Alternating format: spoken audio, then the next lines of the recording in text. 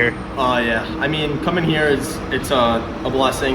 You know, playing on a professional sheet, just treated a lot better, and you know how it should be. The ice is nice, and you know the fans are nice, and I think that we could start a good trend here.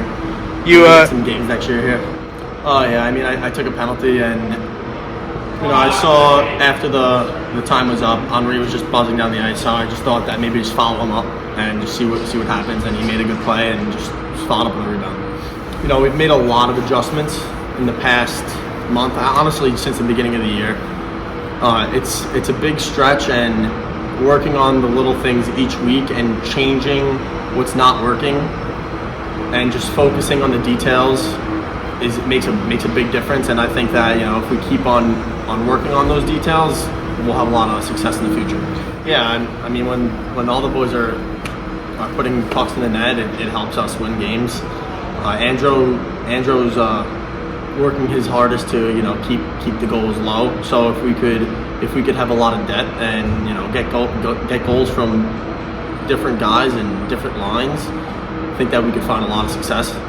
Yeah, I mean, we were leading for majority of the game, and I thought we did a good job of just kind of salting the game away, playing the right way, and you know, they're a good team. They pushed back and they made it 1-1, but it just speaks to our resilience as a team. We just stuck to it, and you know, we got away with a win, so it was great. Yeah, I mean, I just was glued to the puck tonight, but sometimes you get lucky. You just throw an arm out and the guy shoots it. But like I said, like my saves that I made, that is just a testament of what our team's about. Just never quitting on plays, never giving up, and always attacking. So I attribute to that.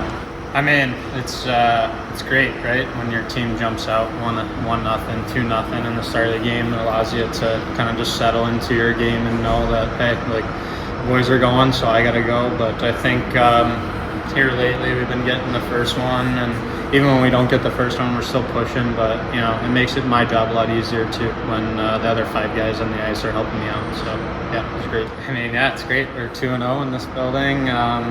But yeah, it's a great facility, awesome sheets. I mean, who wouldn't want to be skating out on the Bruins practice arena? So it's just a really neat experience for myself and for my teammates. I'm sure the same.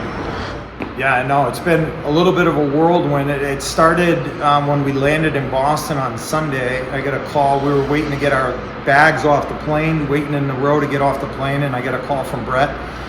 And I was like, hey, what's going on? He was supposed to play in Hartford that afternoon, so I thought he was going to the game. He goes, Dad, I'm playing in the NHL tomorrow. So obviously that was a pretty exciting phone call that I got. And then over the last 36 hours, just the logistics of trying to get tickets and notifying family, and we ended up having about 40 family and friends down in New York yesterday to watch him play, and it was like a surreal experience as a parent to watch your son achieve a lifelong dream, and we're really proud of him and excited for him, and we were all there to experience it, so it was great.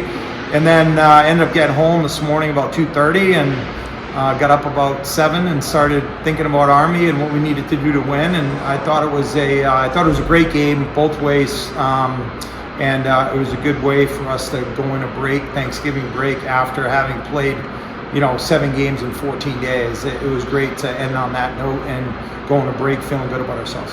Yeah, it's a great venue. I think our guys are really excited to come here to play with the Bruins and the history and, an NHL practice facility. But it just gives us, when you're in Boston and you're playing hockey, it just gives a special feeling. And then you're playing quality opponents. To be able to play Merrimack a couple weeks ago and then Army, it gets the guys up. And obviously it's been a nice little home ice advantage for us to win 2 games here, and hopefully we'll be able to do that even more so in the future.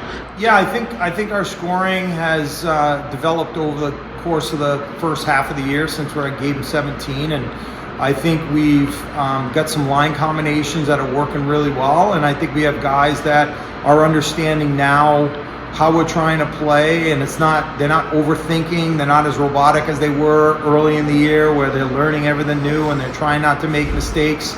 I think guys are comfortable and confident in what we're doing now, so they're able to play with a free mind, and that usually means we create some more offense. And to beat good teams, you need depth. You can't rely on the same guys over and over again. obviously Anthony Galante has had a great start to the year, but to see Evan Orr and Zach Aben score was great. But we had a lot of really good contributions throughout the lineup. And, if you're going to be a good team like Army, you need those contributions. And most importantly, you need great goaltending. And I thought Andro was immense tonight and was really the key to us winning. For sure. I think goaltending, obviously, individually, he has to play well. But I think our team defense, after the first, I thought the first we were a little bit sloppy and a little bit loose. But I thought we really buckled down in the second and third and kind of started to tilt the ice a little bit and, get some opportunities and some momentum for us, which was great. And if we're going to be the team that we want to be, we got to be really good defensively, and we got to be committed to our play away from the puck.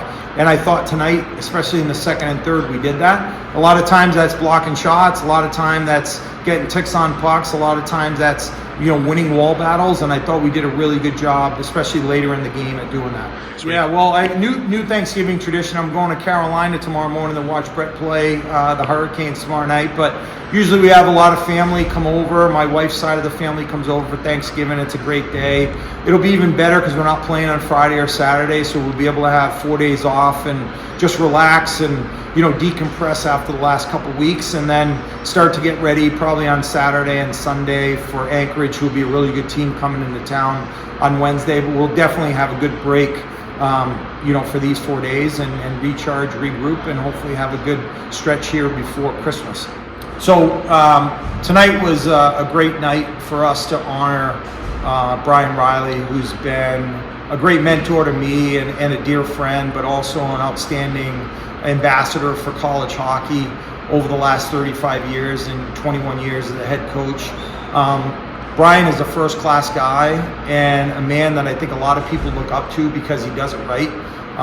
He's a humble man, but he's had an unbelievable career, and we were excited to be able to share this game with him and honor him before the game for all he's contributed to college hockey, for all he's contributed to Army hockey, but also for all he's done for all the coaches that he's come in contact with. The Riley legacy at Army is something I don't think that'll ever be challenged. To have 75 straight years of a Riley be the head coach at Army is a tremendous record, and everyone has the utmost respect for what they've been able to do and the contributions they've made. So we want to thank Brian for bringing the team here. We want to thank him for everything he's done for college hockey, and wish him the best in his retirement.